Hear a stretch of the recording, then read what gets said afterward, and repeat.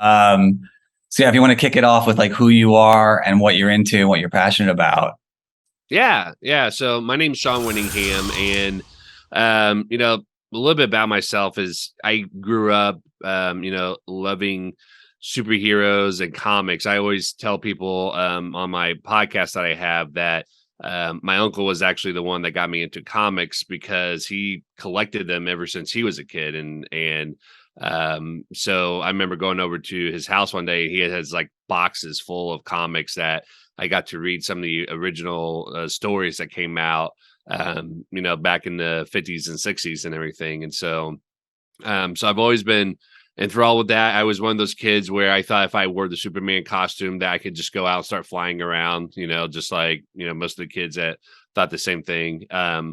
But growing up and being a professional and being an adult now, I have a podcast show that I've been doing for a few years now, called The Captioned Life. And part of the reason why I started it was I started it with two other guys I actually met on Twitter. I never, met them in person until recently. But one of the reasons why we started it is one, I just got back into comics. Got away from it when I was in high school, and about 5-6 years ago, I got Marvel Unlimited, which allows you to read like all their comics that they have, including the older ones in a digital format. That's what got me back into reading comics. And so we all talked about how much we enjoyed comics, but we also talked about how there's a lot of toxicity and negativity about representation in comics property. So whether it's in the comics themselves or TV shows or movies. And we were talking about how we're all three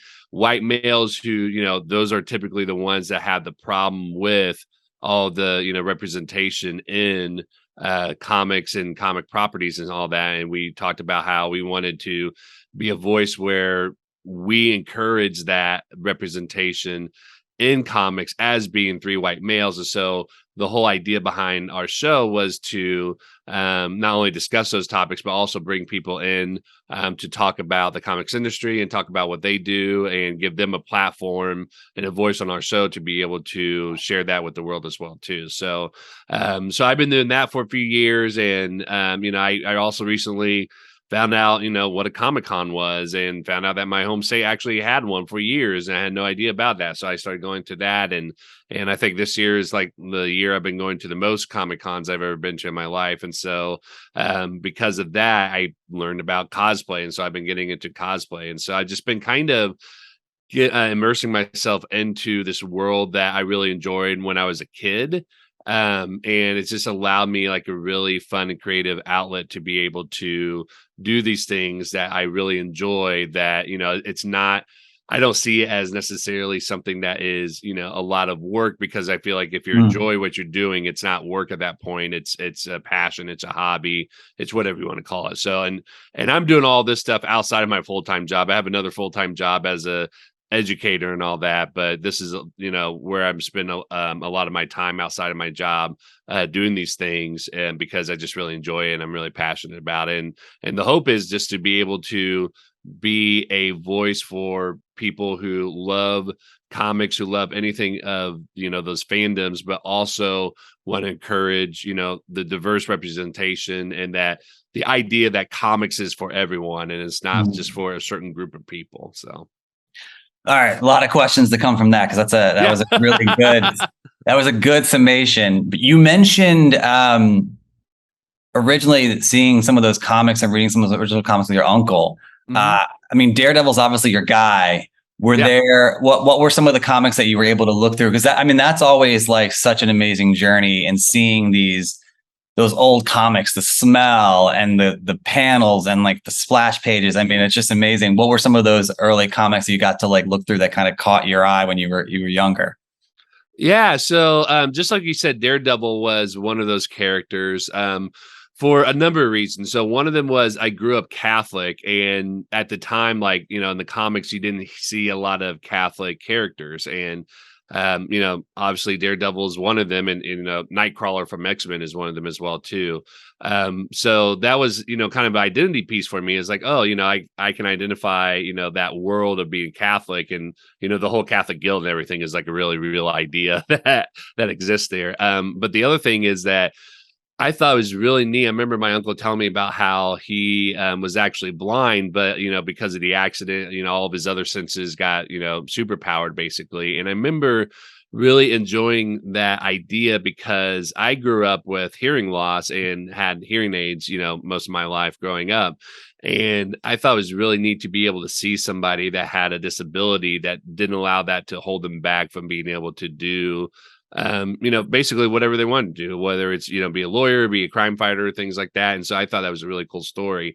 The other set of comics that really captivated me that he had was the X-Men. And he had, I think the very first issues of X-Men that came out, because I remember reading the one with the very famous, Magneto cover that had the X-Men on there and fighting him. And oh, you mean X-Men 1? X-Men 1, yeah. Wow. It wasn't the first print, but I think it was like second or third print, because what's funny is my uncle was a Hellraiser growing up. Okay. And apparently I'm not going to go into all the details, but he did something, a little bit atrocious that got my grandfather upset. So as punishment, my grandfather made him bring out all of his comics and throw them in the fireplace and burn them. Oh my God. Oh. Yeah.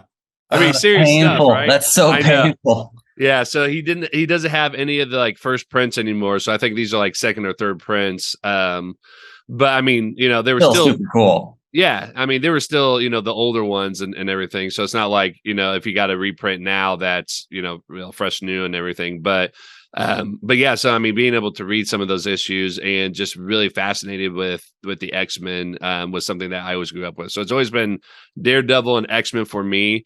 But funnily enough, in terms of superheroes, it was Superman and Batman that kind of got me into it to begin with, because I grew up with Christopher Reeve as Superman. I was born kind of after those movies came out, but we watched it on TV, and then Batman '89 came out. I was a kid, and that had a huge impact. So even though I didn't grow up reading those comics initially until I was in middle school or high school, those were the ones that had an impact on me, just because it was in that popular, medium of TV and film that's a lot more accessible than, comics can be sometimes. So in terms of comics, it's always been Daredevil and X-Men, but Superman and Batman were also my first heroes that I related with. So. And you touched upon, obviously, representation. I think that's a thing too. As you were saying about the Catholic part, and then obviously growing up with, a diverse ability. I like to be current. Is the fact that we overlook, I think especially the Catholic part, we overlook some of the mainstream, or what we think is mainstream things, but representation should be everything, right? So that's, I think that's super interesting and super, super important to bring up, is that, obviously it's another group of people that are passionate about something or have a faith base or whatever it is, being able to see themselves represented. I think that's incredibly important. And so I'm glad you brought that up. Now we talked about, you had mentioned your podcast and conventions, especially, which is something that caught my eye, because you're really good at cosplay and really big into conventions and have, do a lot of really fun stuff. But I don't think I knew this prior. Wait, when was your first convention? How long ago? You said you just got into it, which is crazy because you're so good at it. As far as networking, no, but it's true though. It's funny because your cosplay, you do an incredible cosplay, which we want to get into in a second. But wait, when was your first convention? It was actually 2019 Indiana Comic Con. Wow. Yeah, because that's because when we're doing the podcast, my other co-hosts were telling me about the conventions that they go to, and I remember when they were talking about, I was like, "Are you talking about the San Diego one?" Because that was the only one that I ever hear about, and they were like, "Oh no, there's a lot of local ones," and then I was like, "Oh, I wonder if there's one in Indiana." And sure enough, they've had one for years. And what's funny is, not to get sidetracked, but I had talked to a couple of people on our show, one of them being Michael Uslan and Heather Antos, and they actually have moments in their lives where Indiana Comic Con was actually pretty significant for them. That's awesome. So I remember that was blowing my mind. I was like, I would never have expected Indiana, to be significant for, comics, but, hearing their stories was like, oh my gosh, it's so cool to hear about. But I learned that, Indiana has had one. I had one for years. So 2019 was like the first one I ever went to. And I just remember thinking it was like the coolest thing to be able to see all these vendors that had comics that they were selling and all these people doing cosplay and a lot of people coming together just to, have fun with the fandom that they're enjoying. And so remember thinking like, oh man, I got to go to like more of these things. And that was like September 2019. And then, 2020 happened and that kind of put the kibosh on that. But that's what kind of, in addition to the Comic-Con, 2020 was, where people were, trying different things out to figure out like, what they're going to do to kind of keep themselves, not bored or entertained or, kind of an outlet for everything that was happening with the pandemic. And for me, one of those things was cosplay because I got on TikTok and saw that there was a lot of cosplayers on TikTok and we had somebody on our show, Jonathan Bell, who's a huge cosplayer and he's really well known throughout the country as the Seattle Superman. And his interview that we had with him was really inspiring because he talked about how when he does cosplay, he's not trying to look like the character. He's trying to be his version of the character. That's cool. And I always remember that stuck out to me because I told him, I was like, I would have loved to do Superman, but I never thought about it because like I have a shaved head because I've been shaving my head since I was 19 because I've been balding since and all that. But like when he said that, I was like, oh man, like, yeah, I could definitely just cosplay as anybody, not worry about like, I don't have the hair for it or anything like that. And people would recognize me for those things and all that. And so he really inspired me to kind of get into that and TikTok scene allowed me to kind of experiment with that as well too. And so I started cosplaying as Bane and Kingpin were, the big ones I've done. I've experimented with some other ones as well too. And I got a couple others that are kind of in the process and everything, but my go-to ones right now are Bane and Kingpin because of that. So that's awesome. Yeah. I mean, I think that's the thing, right? Like, I think the important thing about cosplay, especially now being modern, is it's just about the love of the character. It's not about, people get with the purists and like the source material. I love when people give different interpretations of a character. You don't have to. Oh, yeah. I think that's really important. That's crazy. That's amazing. That's nuts. Cause yeah, I think this, you brought up Indiana, obviously. I think the smaller ones are more fun and more enjoyable in the sense that like San Diego's crazy. New York is really crazy. It's even bigger as far as in terms of people. Right.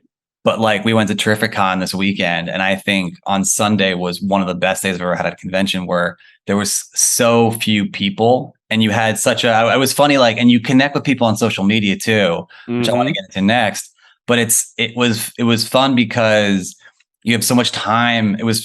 I post some videos and some people that were at Terrificon commented and I saw in the comments, we were going back and forth about our experiences and someone was like, oh, I didn't go Sunday. How was it? I was like, it was exactly how it should be. Like you got time with the artists. You can not only get stuff signed, but you could actually talk to them and like interact with them and like for a minute or two as you're, whatever. And so it was a really great experience where it wasn't like crazed like it was on Saturday, even though it wasn't terrible. But right. I think that's really the essence of it the great thing, I don't know if you've noticed this either, but the great thing I love that I noticed this past weekend was all the artists with their either husbands or wives or partners there. And it's such like a cool thing that I don't know if you find that anywhere else where there were so many different spots we signed to get little autographs or have in conversations or whatever, where like Dan Jurgens was definitely with his wife and like, God, who else? It was the voice of Thundercats was with his wife and they were talking about their. Oh yeah. I mean, it's the coolest thing ever when you get to sit there. And then I think it was Mark Bagley. We were waiting in line. It's clearly his wife. And it was just so funny because he was signing and I always make a point to like talk to someone who's, with the other person. I was like, how are you doing? And we just had a conversation about the weekend and it was just really cool. And that's something I noticed that's super unique to anything else is that it's like a family affair a lot of the times, which I just love. But yeah, I love that aspect of it.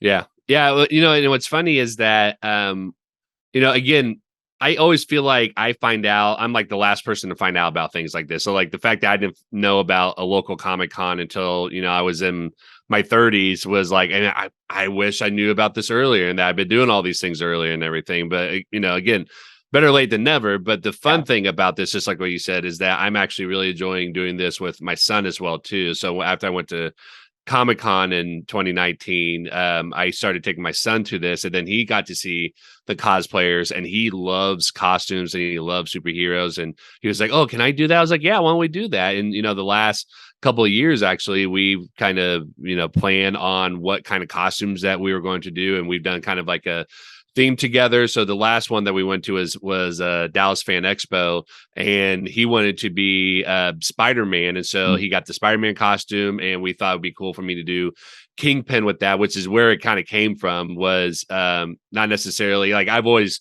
loved the idea of cosplaying Kingpin, but because he was Spider-Man, I was like, let me try to get some costume pieces together to pull off Kingpin. And so he and I went with that, and it's just a lot of fun. He loves the fact that when he goes to places, like he could take pictures with other superheroes and they will request to take pictures with him. And he just feels like a celebrity. He thinks it's That's the coolest awesome. thing.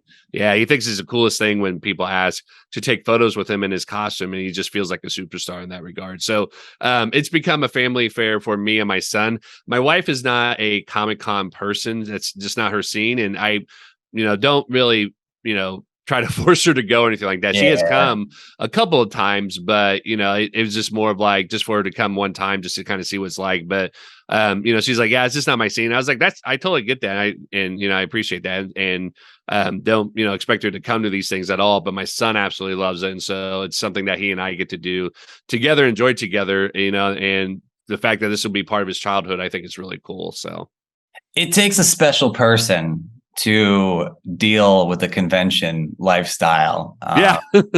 It's not the easiest thing if you don't like crowds, if you don't like it's totally understandable. It is not. And there's even times where like I'm sure you've had it too, where you're there and you're like, this is a lot. I could, call it. Yeah. Yeah, well, and I felt bad because the first convention that I brought my wife to was a convention we never been to before, which is Dallas Fan Expo. And we got her the Saturday ticket because I thought like, oh, it'd be good for her to kind of see it at its like, peak time and all that. But what ended up happening was like there was so many people that you didn't have like personal space to walk through. Like it was hard to get through. I was bumping into people. And so the fact that I love Comic-Cons, I was like, this is way too many people for me. Like I'm getting out of here. I was like, I felt so bad that I brought her to that because he's the same way. Like we're just not, we're okay with crowded places, but we're not okay when it's so crowded that you feel like you can't, walk without bumping into someone. And so I think I just kind of ruined that experience for her forever because of that. So, well, I think people that there's like that they lash. And then, I want to get into your process. So like, obviously, juggling your day job with the podcast, with also, I know you write and then other things as well. Mm-hmm. So what is your process for handling and juggling all those creative forms? Because it's a lot. Like obviously, and then you have cosplay and then you have so how do you juggle those? And then what is your like process for like, ideating and creating and coming up with these ideas and things? Because I think that's always fascinating to hear from people, like what their journey is like with that. Yeah, definitely. So, I mean, it is a balancing act because, as I mentioned before, I have a full-time job. I have responsibilities as a husband and father and doing all those things, the podcast, working with NerdInitiative, writing reviews for Comic Watch. I'm a busy guy, right? And so I've always been somebody that have tried to manage my time as efficiently as possible. So what I do is I take breaks from time to time. Like we do a thing with our work where we have like 50-minute meetings basically. And so instead of doing a full hour, but we do 50 minutes. So that way you kind of have a break in between meetings if you have back-to-back meetings. And so one of the things I'll do is that after that meeting, if I have like an idea that I want to log about with a podcast or cosplay, whatever, I will make a note on it on my phone on a notes app basically and keep track of that. During my lunch hours, I will work on that stuff because that lunch hour is my time basically. And so I don't take that to like take a break from work necessarily. I just shift from working from my full-time job to working on what needs to be done for the podcast or for Nerd Initiative or for Comic Watch and all that. And then from 5 to about 8 or 9, I don't do any of those things because that's my time to be a husband and father when my son comes home from school and everything. And then after that, that's when I'm coming up here to record or working on stuff. And I'll be honest, like me personally, I am somebody that will stay up late but also get up early. And so I am finding those pockets of time where, if I want to get this stuff done, this is why I do it. So I'm already waking up at like 7 o'clock, take my son to work or take my son to school. So after that, I have time between dropping him off and before I start my day for work, where that's where I work on stuff as well too. So for me, balancing that time, the benefit I have is that I can stay up a little bit later and I sometimes I get, good hours of sleep still, sometimes I don't, but it's finding those pockets of time to be able to quickly work on something and realizing what is it that you need to prioritize, but also, if I have a 10-minute break where I'm going to, get up and walk around and kind of get around the house and everything to take a break from sitting down, what can I do while I'm walking on my phone to try to help get things done for me? And a lot of times it's taking notes. A lot of times it's checking email or messages I get on social media and like setting things up with people and everything like that. So it's really trying to use that. Anytime you have free time, in a sense, is to capitalize and captivate on that. Is to capitalize on that and try to use that as a moment to be able to get things done with what you want to do with that. So, it's a lot of work to do that, and it's definitely a balancing act, but it's been working well for me and my family so far, and that's what I could appreciate with that and everything, and it looks different for everybody as well too. Like some people, they can't do that sort of thing, and that's totally fine if they can, or if they can and everything. It's finding what works best for you and your schedule and for your family as well too, because this might be something that it works for me, but it doesn't work for somebody else because maybe they have a job that demands like a lot more hours, and so family time's a lot more sacred and everything. And so it always comes down to finding that balance that works with the reality of what you're in. So I'm always of the opinion that there's not one right way to do something, because there's a lot of ways to do something, but there's one right way for you to do something. Never one size fits all. Exactly. Yeah. Never. Yep. And I'd love to know your creative process too, to close. So like, I know like where ideas come from. I know you mentioned taking notes and whatnot, but like when you're setting up whether it's questions for like an interview on a podcast or even like ideas on TikTok, like with like, where did the idea come from to do kind of like old trailers and do reactions? Because that's always fun to hear about too. Because I think some things like dawn on you. And I think this is a weird comparison, but it stuck with me just in the sense that like I've had those experiences. I think it was Pharrell was talking about it in an interview one time. And he was saying like he gets all his ideas in like the shower in the morning. There's something with like the sensory. I know it's weird and it sounds like super like cheesy and whatever, but it doesn't make a lot of sense. There's a lot of ideas that I get where I'm like, oh, I got to go take a note of that. And obviously you're in the whatever, but like there's just things that come to you. I'd love to know about that process too, like when that hits you and when that when that inspiration kind of like strikes. Yeah, for me, my creative process is I love seeing what other people are doing that I enjoy, and be able to see like, how is something I can like take that idea and maybe run with it that is my own. So not like straight copying and pasting like what somebody else is doing, which on TikTok, that's kind of a thing. Like, you take a sound and you kind of change it to be part of your niche and all that. But for me, I always enjoy what other people are doing, because if I see that they're enjoying it, then, that brings me joy. But I always have been somebody that I get a lot of crazy ideas, and get inspired from different things. So you brought up the, the trailer reaction, but, watching old trailers, and that actually came out from, I'll be honest to say that, I tried doing, genuine trailer reaction of like things that just came out basically. Right. And I knew like that was a thing and that's what people enjoy. Before I tried it, I'll be honest to say that like, I didn't necessarily get it. Like I never Like, I was just like, I watched someone's trailer reaction. I'm just like, okay, like it just never appealed to me. Awkward, I don't know right? why. Yeah, I was just like, okay, whatever. But that's the thing, like boxing videos, like when people unbox their things and stuff like that. I was just like, I guess people love it because it's like a huge trend and all that. I was like, I don't get it, but okay. So I tried doing that trailer video, and I did that for a couple of like recent trailers. But I always felt like when I was doing it, I was just really over embellishing and like putting on a show. And I'm just like, that's not really me, because like that's just me kind of doing it, because that's the trend or whatever, So I decided I didn't want to do that anymore. But I said, but I think there's something there, and I wonder what I could do to make it a little bit more authentic, Mm-hmm. And for me, I was like, I don't want to like put on a show that, I'm just over hyping everything. But I'm also somebody that, I was in theater when I was a kid. I'm definitely a very animated person. And I was like, what if I did something that is clear that I'm putting on a show, it's clear that I'm over embellishing, that I'm not somebody who's like doing this just to, to put on a show necessarily, but it's completely, it's clear to the audience that this is not something that someone's being genuine about, but still funny to watch, or, fun to enjoy and everything. So I got the ideas like, what if I did the trailer reaction, but did it to like movies that came out like 30 years ago, like a long time, where they didn't have trailer reactions. So the first one I did for TikTok was Batman 1989. And that one like was probably one of my most successful videos. And again, it's interesting because they tell you that with TikTok, you want shorter videos, but there are longer videos that do well. Yeah.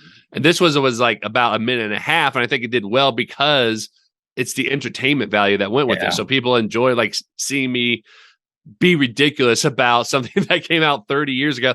And I did it in a way, it was like, I want to do the reaction as though like I was actually reacting in like 1989, So for the other videos I did, like I think I did a reaction trailer to the X-Men movie when it came out in 2000.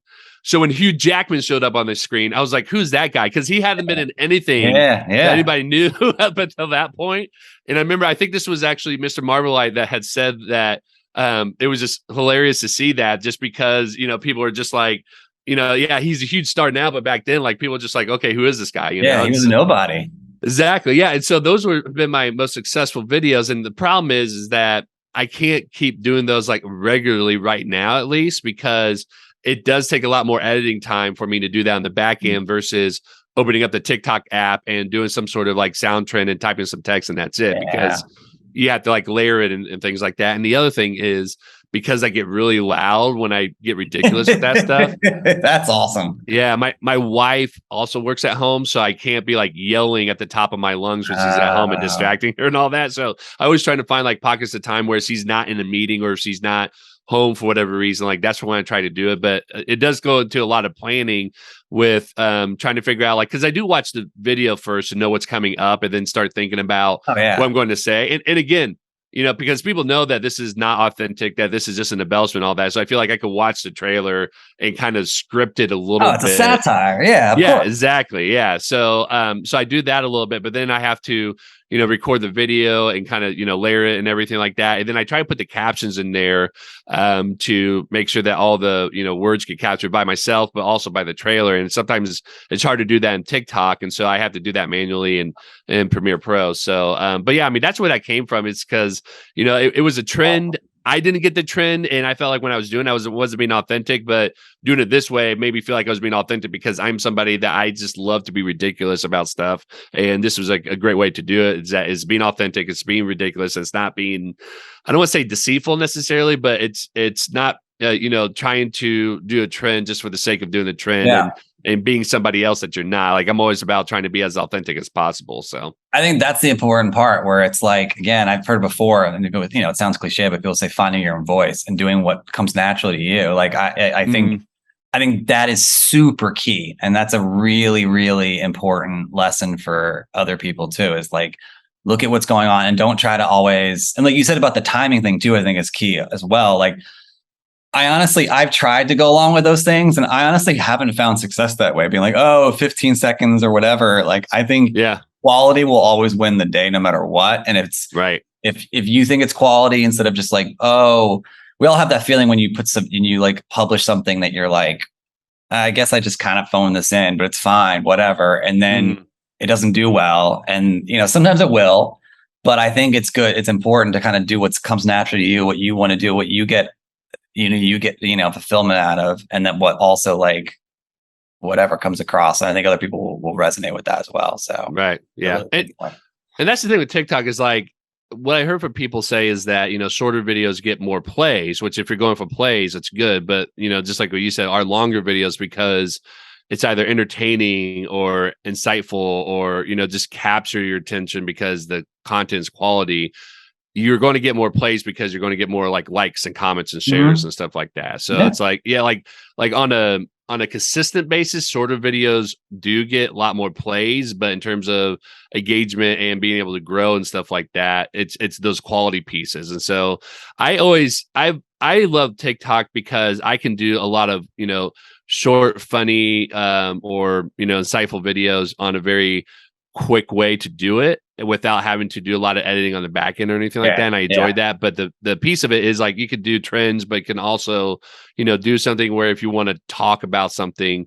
that's the piece where I think you're going to get a lot more engagement. Not that you couldn't get engagement for the trends and stuff like that, but that's where you'll shine through in that regard. And it's just where people are looking for, that sort of thing to be able to get an idea of like who you are and what you're passionate about as well too. So the quality piece has to be there. Otherwise, if you're, starting every video, the same way, or, you're not thinking about like how to structure or frame the story from the beginning to end, and you're just like going on screen and talking, rambling and stuff like that, you're probably not going to get as successful as if you think about it and prepare for it a little bit, which is why for those, classic trailer reactions is like, I have to think about those things. That's why I always kind of start the video with me, like kind of setting up a saying like, if trailer reactions were a thing back in the day, because otherwise if I just went into it, people are like, what is this? But because I framed it like that, they kind of know that this is going to be a like what you said, a satire piece and everything. So it's like thinking about the video as a whole and structuring it as a whole instead of just like hitting record. I'm just going to talk and hopefully people will like it. So that's a good point too. Yeah. All right, cool.